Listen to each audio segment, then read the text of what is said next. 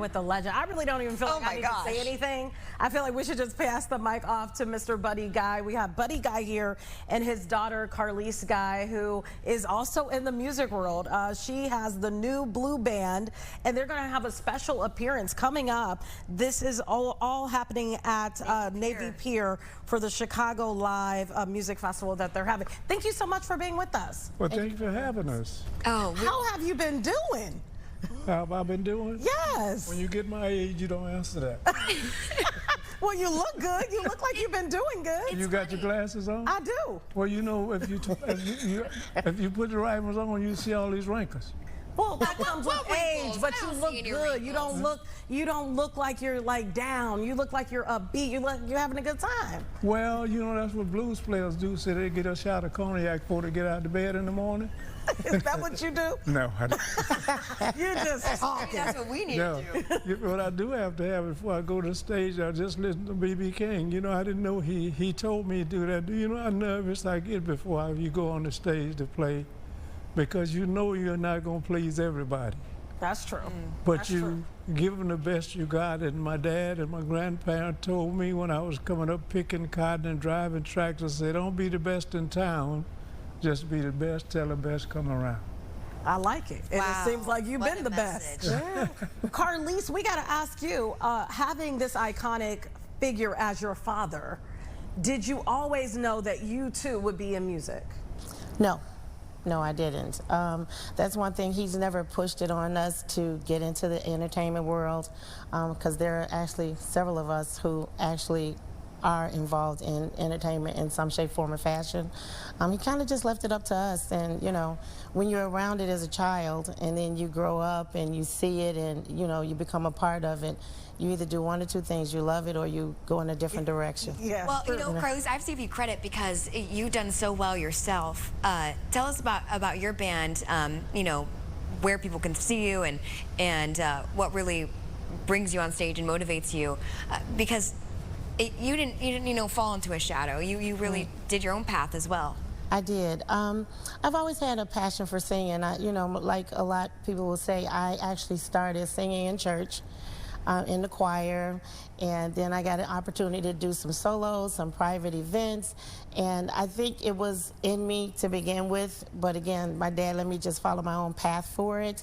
And so, yes, I'm a part of a band, New Blue, which we will be performing at ChicagoNOW on September 20th in honor for the Chicago Blue Legacy Committee, which my dad is honorary chairman. I want to throw that out there. And so we're excited about it, and he'll talk a little bit more about what they're trying to do in efforts to support the blues community. And it's just amazing to be a part of this. So my band and I, actually, my dad will be my special guest, which is a big deal, right? A big deal for me. Yeah. We've been all over the world in some places and traveled, and I've had an opportunity to sing with him. But this is actually really important and special to me because actually he will be singing with my band and me this time around. So we're really excited about that. So when you say that, are you saying that in the past you've kind of been back up with your dad? You know, yes and no. Well, my band and I have actually had an opportunity to open for him in Brazil. I think it was, Daddy, we opened in Brazil. And then I started kind of doing my own thing, so I've done some international traveling on my own. But I love traveling with my dad because he's also a comedian on stage. And just like he said, you get really nervous when you go up there because you want everybody to appreciate the music. You know, you want them to kind of feel what you're doing. And he eases that for me. I don't have to take the cognac. I just listen to him, and then he's my cognac. I love that. How proud are you to see your daughter take the stage and do so well? Well, you know, it's, let me put it like this. When I was coming, they was coming up babies in the house, I didn't ever say, look, y'all should do this. Because if it fails, later in life, they're going to point their finger in your face and say, Dad, if it hadn't been for you, I could have did something different. So I never did do that. And the second thing, the average young people now, we wasn't playing the big outdoor theaters. And you had to be 21 to come in there, so they didn't really know who I was until they turned 21. It's true. Got it. Because they couldn't see the shows. Yeah. Right. Well, they didn't know. I didn't go home and say, yes, what your dad do. I just left them alone. And when they turned 21, that walked in the club and saw me play. Oh, Dad, I didn't know you could do that. True story. That's a true story. Yeah. Let me ask you this, and I don't know if you both have a story that combines both of your lives together, but what is the craziest thing?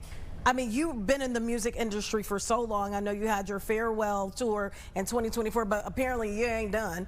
What has been the craziest thing that you've seen since you've been in this industry?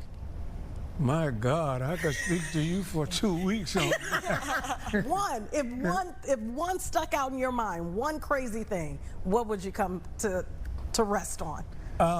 Girl, let me see what I should Not tell girl, you about let me that.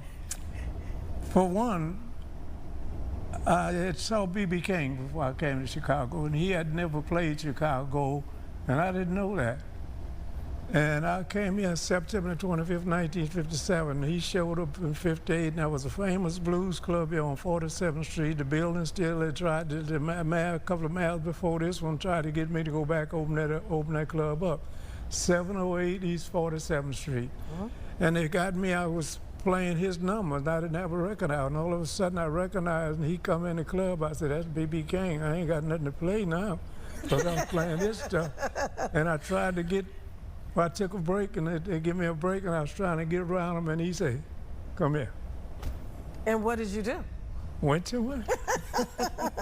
You must have been shaking.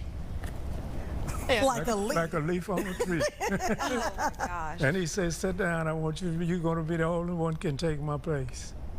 And here you are. No, you can't take his place. Right. No.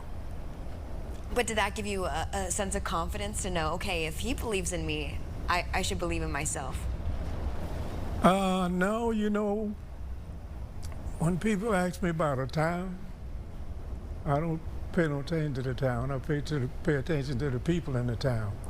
The town ain't gonna never come back and say you's all right or you ain't no all right. The people that come see you, the one to give you that lift or that down. If they don't like you, they can boo you down. Cause every night I go to the stage, I say, some of you all probably got a frown on your face. I say, when I see that, I got to play another note to take that frown off your face and put a smile on your face. Yeah. And I worked for that very hard, and I know that don't work all the time. It's true. Well, I know there's going to be a lot of smiles this weekend. And Definitely. Here on Saturday, you're going to be on the Lake Stage, I believe it is. I was just there at Navy Pier previewing Chicago Live happening this weekend. How is it going to feel stepping up with your daughter as a special guest? Well, you know, I've had her on the stage with me before. I got a son too. He'll probably show up there tomorrow. And the main thing, I'm a little nervous about it because this whole thing is based around, I've been begging for it ever since I got a little name for myself to recognize some of the greatest blues players that ever played. Okay. And you go, I'm from Louisiana. Excuse me, and you go to New Orleans, they got Louis Armstrong, big statue. And the airport is named after. And Chicago, before Hal Washington passed, when Muddy Waters passed, we got 43rd Street named after him because they asked me what should happen. And they gave it to him right away because he spent the end of 43rd Street at Lake Park most of his life before he moved out in the west suburbs. And they did get that street for him, but the funny thing about it, when they put the signs up, the Muddy Water, it was stolen every day. Yeah. Yeah, You seem like you got a little emotional talking about that. I do. Where is that emotion coming from? They should be more recognized than what they are. You're right. You're right. Yeah. And I'm a little jealous when I see this statue in New Orleans and I don't see one here. But it sounds like what your daughter was trying to say is you're working to make that happen. Right. So hopefully it happens and you'll be here to see it happen. Yeah, because I'm getting emotional, but let me tell you this, then I was born in Louisiana, and my mother told me before she died, she said, if you got flowers for me, give them to me where I can smell them. Don't wait and put them on the casket, I ain't gonna smell them. And the governor in Louisiana, I was mentioning that to him, and he said, I said, if you're gonna name that little road I was born on after me, let me see it. Don't put it up there after I'm gone, because I ain't gonna see it. Right. Well, hopefully they'll see this and that will maybe force them into action because you deserve it. You do. No, they deserve it. Yeah. Muddy Waters, Howling Wolf, and Little Walter. Yeah, but Yeah. you deserve it too. You deserve to see it. You changed a lot of You people's deserve to life see it. through them That's what listening I was to sharing you. with him. Let's try to get this done now so he can see it. Right, so he can Yeah. see it. So he can see it. So I can smell it, like my mother said about the Yeah. flowers. Well, that's nice that you have not only are you connected through music, you're connected through blood, but also you understand and you see and you have a partnership going on, it seems like, don't you? Oh yeah, yeah. He's been very passionate about this for quite some time, you know.